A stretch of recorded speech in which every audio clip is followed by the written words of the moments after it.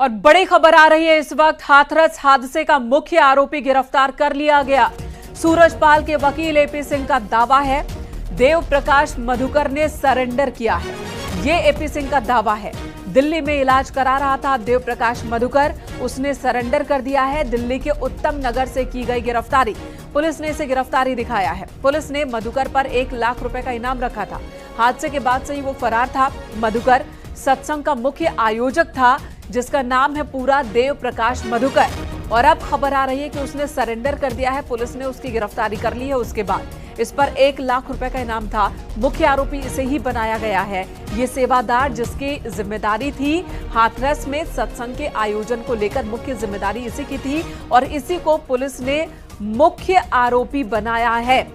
ये फरार चल रहा था। आज ही एपी सिंह ने कहा कि वो फरार नहीं है बल्कि उसका इलाज चल रहा है और वो जैसे ही ठीक होगा पुलिस के सामने आ जाएगा, और आज ही मधुकर ने सरेंडर कर दिया है।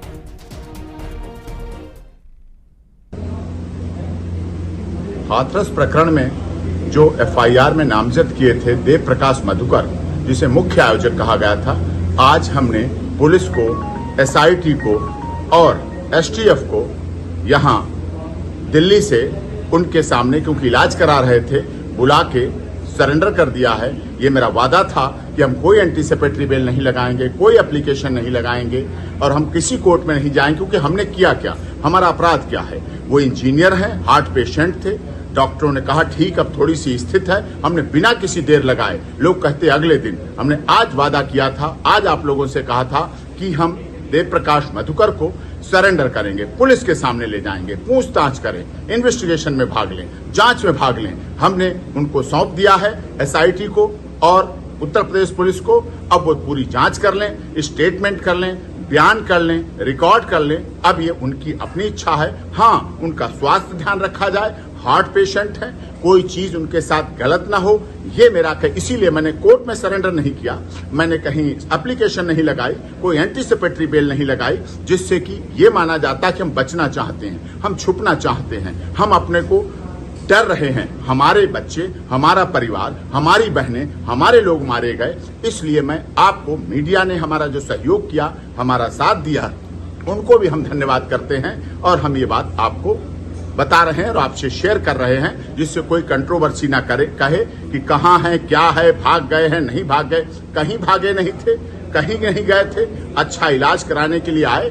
अब स्थिति स्टेबल है, खतरा नहीं है, लेकिन फिर भी उनका इलाज कराया जाए और हमने देव प्रकाश मधुकर को, उन्हें एसटीएफ और उत्तर प्रदेश पुलिस को बता। तो सुना आपने एपी सिंह को, कह रहे हैं कि मधुकर इलाज करवा रहा था, हादसा हाथरस में हुआ, आयोजन हाथरस में था और दिल्ली में इलाज चल रहा था देव प्रकाश मधुकर का। जब 121 लोगों की उधर मौत हो गई और कई जो जख्मी हैं, हाथरस और आसपास के अस्पतालों में इलाज चल रहा है, लेकिन जो मुख्य आरोपी है वो दिल्ली में इलाज करवा रहा था। अब उसने सरेंडर कर दिया है। हिमांशु शुक्ला हमारे सहयोगी इस वक्त हमारे साथ मौजूद है। हिमांशु, एपी सिंह को पूरा हमने सुना, पूरी तैयारी चल रही है कि जिस तरह से सूरजपाल को अभी तक आरोपों से मुक्त रखा गया है, उस दायरे से बाहर रखा गया है, जो मुख्य आरोपी है देव प्रकाश मधुकर, उससे भी कहीं ना कहीं संरक्षित करने की कोशिश दिख रही है। बिल्कुल, देखिए आपको बता दें कि लगातार जो पुलिस है वो देव प्रकाश मधुकर की तलाश कर रही थी और सुबह ही आज एपी सिंह ने बयान भी दिया था कि जल्दी से सरेंडर कराया जाएगा और देर रात आज उसको सरेंडर करा दिया गया है। देखिए आपको बता दें कि जिस तरीके के बयान एपी सिंह ने दिए हैं, जो वादा किया उसे निभाया गया और इसके अलावा ये बयान भी दिया गया कि उसकी हार्ट पेशेंट है, लिहाजा उसका ख्याल रखा जाए। जो मुख्य आरोपी है, पुलिस ने मुख्य आरोपी बनाया है। आयोजक का फॉल्ट माना है। इनिशियल जो एसआईटी की प्रिलिमिनरी रिपोर्ट है जो शासन को सौंपी गई थी, उसमें भी आयोजकों का फॉल्ट माना गया था और उनकी नेग्लिजेंस की वजह से 121 लोगों की दर्दनाक मौत हुई थी। लेकिन इन सब के बीच लगातार दबिश भी दी जा रही थी और क्योंकि 1 लाख रुपए का इनामी था मधुकर, लिहाजा पुलिस और एसआईटी की टीम, इसके अलावा एसटीएफ, नोएडा एसटीएफ, ये तमाम एजेंसी लगी हुई थी। बिल्कुल हिमांशु, जिस तरह से ये मामला तूल पकड़ता जा रहा था, उससे आज नहीं तो कल देव प्रकाश की गिरफ्तारी होनी ही थी, तो सरेंडर किया उसने। क्या ये पता चल पाया कि हाथरस में हादसे के बाद ये इलाज के लिए दिल्ली कब पहुंच गया? बिल्कुल देखिए, आपको बता दें ये संभवतः जिस तरीके से सिनेरियो क्रिएट किया गया, ऐसा लग रहा है सोची समझी रणनीति के तहत कराया गया है। और शुरुआती तौर में जब एपी सिंह यहाँ आए थे तो उस दौरान भी उन्होंने यही बयान दिया था और उन्होंने ये कहा था कि मधुकर की तबीयत खराब है, वो अस्वस्थ है, वो हार्ट पेशेंट है, लिहाजा उसका इलाज चल रहा है, जल्दी उसको वो पुलिस के सामने पेश होगा। और अब एकदम से बयान जारी किया जाता है कि एसटीएफ को और एसआईटी को सौंप दिया गया है। लिहाजा ये लगता है कि जो आरोपी है उसने सोची समझी रणनीति के तहत इस चीज को अंजाम दिया है और अब उसने सरेंडर किया है। पुलिस ने उसे गिरफ्तार कर लिया है, एसआईटी की टीम, और जल्दी उसे हाथरस लाया जाएगा। देखिए, मुख्य आरोपी है, आयोजक करता था, लिहाजा उससे तमाम सवाल होंगे जो आपके, मेरे और आम जनता के मन में, जहन में सवाल हैं कि आखिर जो लैक था वो कहाँ रह गया, जो कंफ्यूजन था वो कहाँ रह गया, और क्यों जिस तरीके से गरुड़ सेना, हरिवाहक और तमाम जो सेनाएं बनाई गई थी ब्लैक कमांडो की, वो काम करती थी, लेकिन वहां पे पुलिस की एंट्री, प्रशासनिक अधिकारियों की एंट्री बैन थी, क्यों वीडियो नहीं बनाने दिया जाता था। ये तमाम बड़े सवाल हैं जो मधुकर से पूछे जाएंगे। हिमांशु, आज ही इस मामले में SC/ST एक्ट भी जोड़ दिया गया है FIR में। अब जब मधुकर पुलिस की गिरफ्त में है, 6 लोगों की गिरफ्तारी पहले हुई है, कितनी मुश्किल कंडीशन में ये सभी हैं? देखिए, जाहिर तौर पे आपको बता दें, जो धाराओं में मुकदमा इनिशियली भी दर्ज किया गया था वो बेहद गंभीर धाराएं हैं और जिस तरीके से 121 लोगों की मौत हुई तो जिम्मेदारी तय करनी होगी और एसआईटी की प्रीलिमिनरी रिपोर्ट जो 24 घंटे में शासन को प्रस्तुत करनी होती है, उसमें भी ये माना गया है कि इनिशियली जो लापरवाही है वो आयोजक कर्ताओं की तरफ से थी, लिहाजा उसमें अहम कड़ी मधुकर हो जाता है। मधुकर से अब पूछताछ की जाएगी। इसमें जो तमाम वरिष्ठ अधिकारी एसआईटी की टीम गठित है, जिसमें एडीजी अनुपम कुलश्रेष्ठ है, इसके अलावा मंडलायुक्त चैत्रा वी हैं और जो यहाँ के और भी पुलिस के सीनियर अफसर है, आईजी रेंज है शलम माथुर, ये तमाम लोग। अब मधुकर ने सरेंडर किया है, पुलिस उसे गिरफ्तार करके ला रही है और अब उससे पूछताछ की जाएगी। जो तमाम राज है उनसे पर्दा उठेगा। आयोजकों की कमी रह गई, एलआईयू की रिपोर्ट में कमी रह गई, पुलिस जो है उसने अनदेखा किया एलआईयू की रिपोर्ट में, या जो प्रशासनिक अधिकारियों की हीला हवाली थी, क्या ये तमाम बड़े सवाल है। देखिए, अब तक कोई कार्रवाई नहीं की गई है। ये समझना बहुत जरूरी होगा कि 121 लोगों की दर्दनाक मौत हो जाती है, लेकिन प्रशासनिक स्तर पे, पुलिस के स्तर पे अब तक कोई भी कार्रवाई नहीं होती है। हिमांशु, 6 सेवादारों की गिरफ्तारी हुई अब तक की जो बड़ी कार्रवाई कहें, और अब देव प्रकाश मधुकर ने सरेंडर किया है। पुलिस ने गिरफ्तार नहीं किया बल्कि वो सरेंडर किया, जिसके बाद गिरफ्तारी दिखाई जा रही है। और इस घटना के होने के बाद से ही, चाहे पक्ष हो या विपक्ष हो या पुलिस वाले हो, प्रेस कॉन्फ्रेंस भी देखे तो ऐसा लगता है कि सूरजपाल को बचाने की ही कोशिश चल रही है और कुछ इसी तरह से एक्शन लेने की कोशिश हो रही है कि सूरजपाल बाहर रहे और फिर जो करना है इसके अंदर ही कर ले। अब जाहिर सी बात है, यहां पॉलिटिकल प्रेशर भी है, कहीं ना कहीं वोट बैंक की राजनीति भी है। यही वजह है कि पक्ष और विपक्ष हो, कोई भी खुलकर सूरजपाल के खिलाफ तो नहीं बोल रहा है। अब जब गिरफ्तारी मधुकर की हुई है तो क्या कहें कि यही बलि का बकरा बनने वाला है?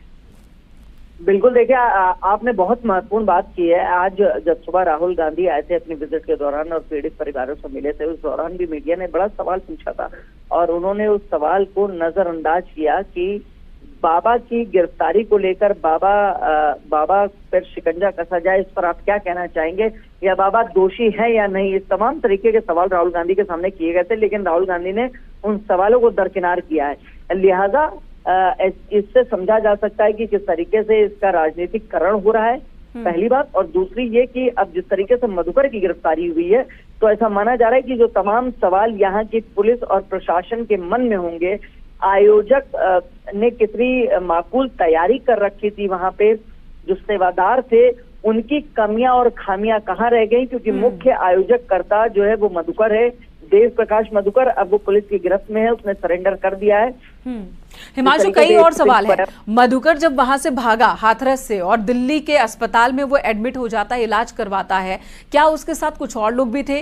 क्या पहले उसे छिपाने की, बचाने की कोशिश हुई थी? तो क्या सूरजपाल भी साथ था? इस बारे में कोई जानकारी मिल पाई है क्या? तो जाहिर तौर पे देखिए, बिल्कुल वाजिब सवाल है आपका कि जब ये यहाँ से फरार हुआ तो उस दौरान किन किन लोगों ने मदद की फरार होने में, यहाँ से हाथरस से वो दिल्ली कैसे पहुंचा, किन की मदद से पहुंचा, किन की सलाह पर पहुंचा, कौन सा रूट लिया, कौन सी गाड़ी से गया, पुलिस से कैसे बचा, घर में ताला मार के कहाँ गायब हुआ था, ये तमाम बड़े हिमांशु सवाल लौटेंगे हैं। आपके पास। एपी सिंह जी जुड़ चुके हैं हमारे साथ, फोनलाइन पर मौजूद हैं। एपी सिंह जी, आपकी बाइट हमने पूरी सुनी, सरेंडर कर दिया देव प्रकाश मधुकर ने।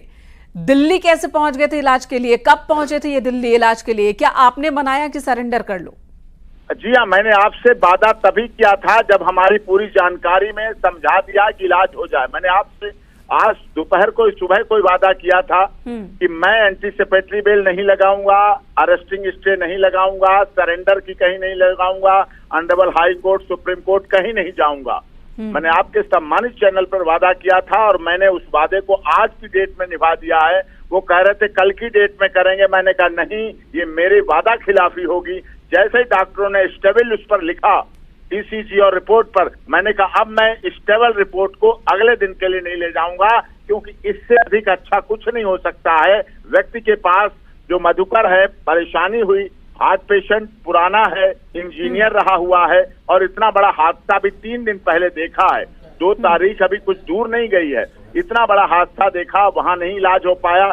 दिल्ली में अपने रिश्तेदार के पास इलाज कराने आए, नजफगढ़ में आए। मैंने कहा आप देखिए, स्टेबल होइए, जैसे स्टेबल हो, और मैंने कांटेक्ट करके रखा। मैंने कहा हम सौंप रहे हैं, आज की डेट में आप लीजिए, अभी लीजिए, मानवाधिकारों का हनन न हो, सुरक्षा करना, इलाज कराना अब आपकी जिम्मेदारी है। ठीक है एपी सिंह जी, ठीक है एपी सिंह जी, अब हार्ट पेशेंट है, पुराने बीमार हैं और इसलिए दिल्ली आ गए अपने एक रिश्तेदार के घर इलाज करवाने के लिए। अच्छी बात है, इन्हें दिल्ली में इलाज मिल गया। 121 लोग तो उधर खत्म हो गए, कई हैं जो हादसे का जो शिकार हुए, उनके परिवार में रोना मातम है और वो अलग अलग अस्पतालों में है, उन्हें दिल्ली में इलाज मिले ना मिले, खैर इनको इलाज मिल गया, अच्छी बात है। अब इन्होंने सरेंडर भी कर दिया। ये बताइए, जो केस दर्ज हुए हैं, जिन जिन धाराओं में केस दर्ज हुए हैं, किस तरह से अब जांच में सहयोग करेंगे? ये पूरी तरह, हर तरह, अगर जांच में सहयोग ना करने की भावना होती तो हम एंटीसिपेटरी बेल लगाते, अरेस्टिंग स्टे लगा। मैंने वादा किया था आपसे कि मैं कहीं अरेस्टिंग स्टे, एंटीसिपेटरी बेल,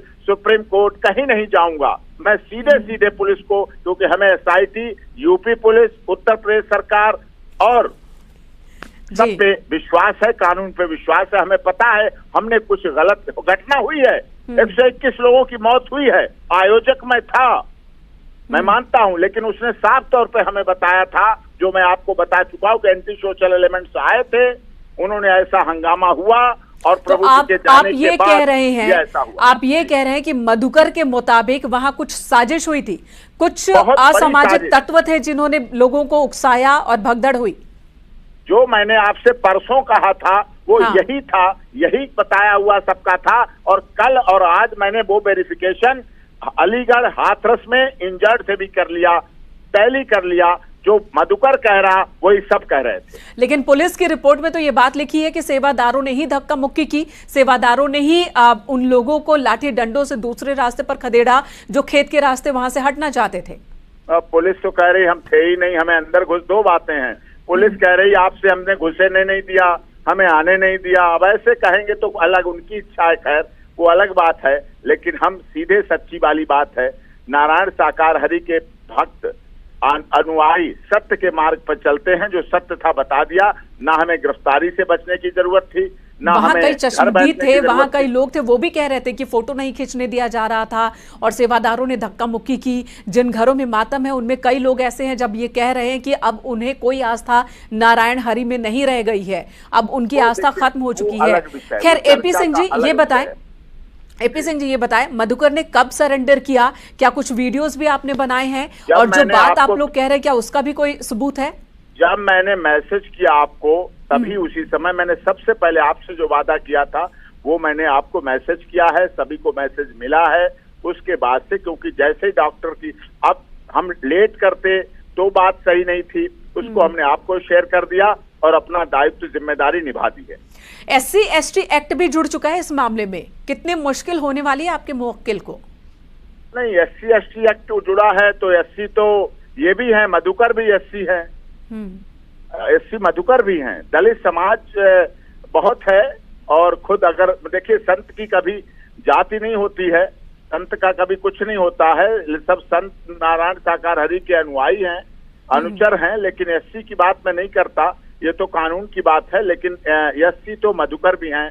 ठीक है एपी सिंह जी, एक और सवाल है। डैमेज कंट्रोल की कोशिश भी अब ट्रस्ट की ओर से शुरू हो चुकी है। ये अनाउंस किया गया कि जो बच्चे हैं पीड़ित परिवार के, उन बच्चों की पढ़ाई का खर्च, शादी का खर्च वो ट्रस्ट की ओर से उठाया जाएगा। क्या ये आइडिया भी आपने दिया ट्रस्ट को? नहीं, बिल्कुल नहीं, ये आइडिया नहीं है, ये दर्द है, ये दुख है, ये भावना है, ये आत्मसात करने वाली बात है। किस तरह से कैसे हमारी जिला स्तर की कमेटियों ने हमसे कहा कि हम बिल्कुल तन मन धन से अपने परिवार की तरह जिन मृतकों के साथ हुआ उनके साथ सहयोग करेंगे और इंजर्ड के साथ तब तक सहयोग करेंगे जब तक उनके परिवार के लोग और इंजर्ड सही नहीं हो जाते हैं। ये आइडिया नहीं है, ये भावना है, ये भाव है। ठीक है, देर से ही सही ये भाव सामने तो आया कम से कम, नहीं तो हादसे के बाद से ही सूरजपाल तो लापता है, वो तो लापता है। कम से कम मधुकर ने सरेंडर किया और ट्रस्ट की ओर से ये बयान भी आया। धन्यवाद एपी सिंह जी न्यूज़ 18 से बात करने के लिए। तो मधुकर ने आज सरेंडर कर दिया, दिल्ली में सरेंडर किया और अब ये कहा जा रहा है कि जांच में हम पूरी तरह से सहयोग करेंगे।